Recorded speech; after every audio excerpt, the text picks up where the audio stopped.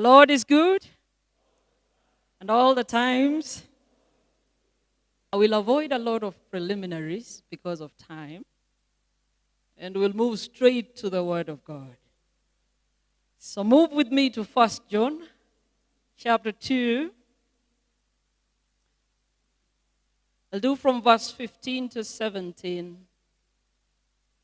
The Bible says, "Do not love the world or the things in the world.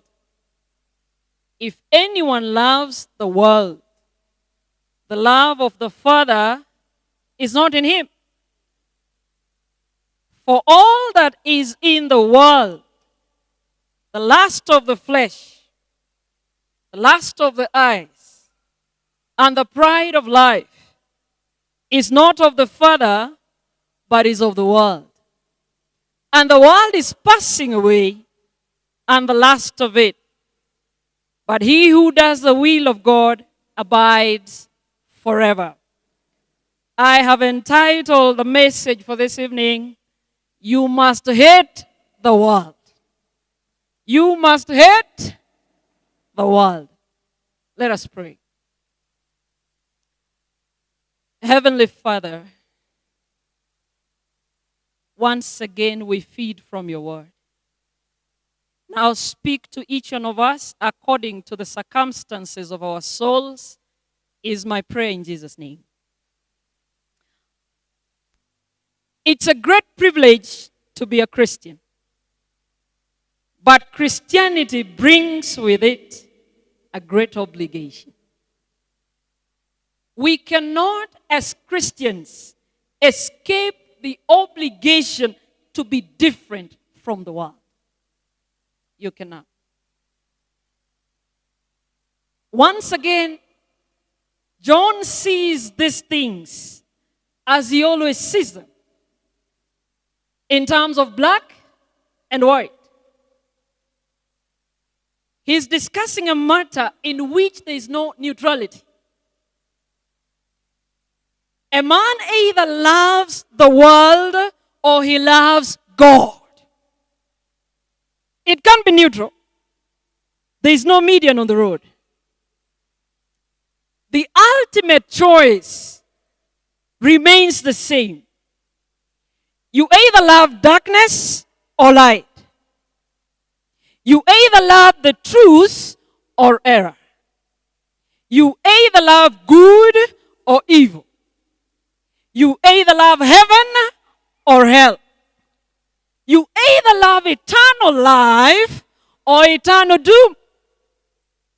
You either love the perishing family or the eternal family. Our Lord Jesus says, no one can serve two masters. For either he will hate the one and love the other, or else he will be loyal to the one and despise the other, is what Christ is telling us. But Joshua understands this concept clearly. And after he has gathered all the tribes of Israel to Shechem, listen to what Joshua tells them. He says, "Thus says the Lord, God of Israel, your fathers, including Terah, the father of Abraham, and the father of Nahor, dwelt on the other side of the river in the old times, and they served other gods on the other side. Then I took your father Abraham from the other side of the river, led him throughout all the land of Canaan, and multiplied his descendants, and gave him Isaac." And then he goes on and says, "Now therefore, fear the Lord, serve him in sincerity and in truth, and put away the gods which your father served on the other side of the river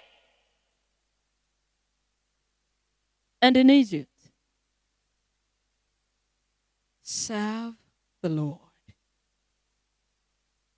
And if it seems evil to you to serve the Lord, choose for yourselves this day whom you will serve. Whether the gods which your fathers served that were on the other sides of the river, or the gods of the Amorites in whose land you dwell. But as for me and my house, I will serve the Lord. I place before you the same choice this evening. If you think you crossed over from the world of sin to the joy of salvation, then you need to choose whether you want to go back there or you want to abide in the faith of Jesus. Otherwise, this is not a question of neutrality. The world in this passage of John does not mean the world in general. It means the world apart from God. Human society is organized on wrong principles. We are talking about a human society characterized by base desires and false values and egoism. We are talking about a pagan society with its false values and its false gods. That is the world that John is talking about. And so John presents to us three sins which are typical of the world that we must hate. And he says, number one, the lust of the flesh. To many of us, the lust of the flesh is sexual immorality. It goes beyond that. The flesh is that part of our nature which, when left without the grace of Christ, offers a bridgehead to sin. That is the flesh. I love what William Buckley says. William Buckley says it includes the sin of the flesh, but also all worldly ambitions and selfish aims. To judge everything in this world by purely material standards, it means to live a life dominated by the senses. To be gluttonous in food, effeminate in luxury, slavish in pleasure, lustful and lax in morals, selfish in the use of possessions, regardless of all the spiritual values, extravagant in the gratification of all material desires, regardless of the commandments of God, the judgment of God, the standards of God, and finally, the very existence of God. Anyone who demands a pleasure which may be in the ruin of someone else, and we love it. Some of us would love to climb up the ladder without caring on whose toes we are stepping. Anyone who has no respect for the personalities of other people in the gratification of his own desires. Anyone who lives in luxury while others live in want. Did you know that that which we are blessed with, Ellen White says, it is for us to be able to share it with those around us.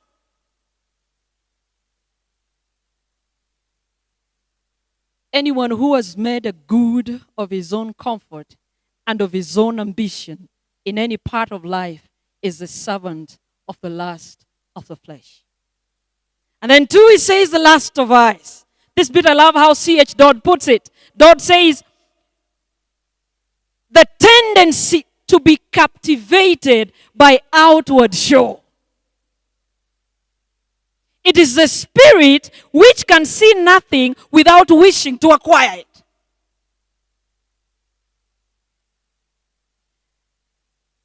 And which, having acquired it, has to flaunt it.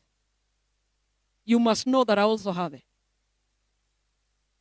It is the spirit which believes that happiness is to be found in the things which money can buy and the eye can see. It has no values other than the material. And then finally it says, the pride of life. A man whose conversation is a continual boasting about things which he does not possess. And all his life is spent in an attempt to impress everyone he meets with his own non-existent importance. Did you know that important people don't even talk about the importance? Even rich people don't say they're rich. Wealthy people jet into the country and they never put their photo on their WhatsApp profile. They're wealthy. You just went here to Jumbo Jet. The whole world must know. John says, the man of the world is a man who judges everything by his appetites. The man who is a slave of lavish or ostentation. The boastful braggart who tries to make himself out a far bigger man than he is. That is the man of the world. These kinds of things must be hated because they have no future. They are passing away, is what John is saying, and none has any permanency. But the man who has chosen to love God has given himself to the things which last forever. Praise the Lord. The man of the world is doomed to disappointment, but the man of God is certain of lasting joy. Beloved, we must hate the world in order to long for the world to come. You cannot long for the world to come when you still love this world. You must hate the world in order to be fitted for heaven. You must hate the world in order to be homesick for the kingdom. Otherwise, you'll be comfortable in this world. If we love the world, eternity is not real to us. If we love the world, heaven becomes non-existent. If we love the world, even God ceases to exist. Heaven and the eternal family begin here and now. Spirit of prophecy in the book Heaven, page 170, paragraph 1 as you go down, says this: as through Jesus we enter into rest, heaven begins here. When the Lord's people are filled with meekness and tenderness, they will realize that his banner over them is love, and his fruit will be sweet to their taste. They will make a heaven below in which to prepare for the heaven above. Heaven is to begin on this earth. If you would be a saint in heaven, you must first be a saint on earth. You have to. The life on earth is the beginning of the life in heaven. Education on earth is an initiation into the principles of heaven. And that's why our philosophy of education is we are educating not just for the here and the now, but also for the world that is to come. The life work here is a training for the life work there. It has to begin here. What we now are in character and holy service is the sure foreshadowing of what we shall be. The happiness of heaven will be found by conforming to the will of God. And if men become members of the royal family in heaven, it will be because heaven has begun with them on earth. The righteous will take every grace, every precious sanctified ability into the courts above and exchange us for heaven. God knows who are the loyal and true subjects of his kingdom on earth. For sure, he knows.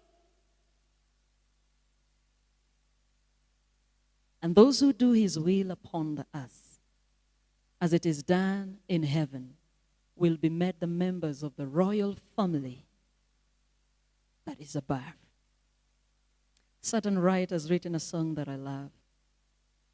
I'm pressing on the upward way, new heights I'm gaining every day, still praying as I onward bound. Lord, plant my feet on higher ground. Lord, lift me up, and I shall stand by faith on heaven's stable land. A higher plane than I have found. Lord, plant my feet on higher ground.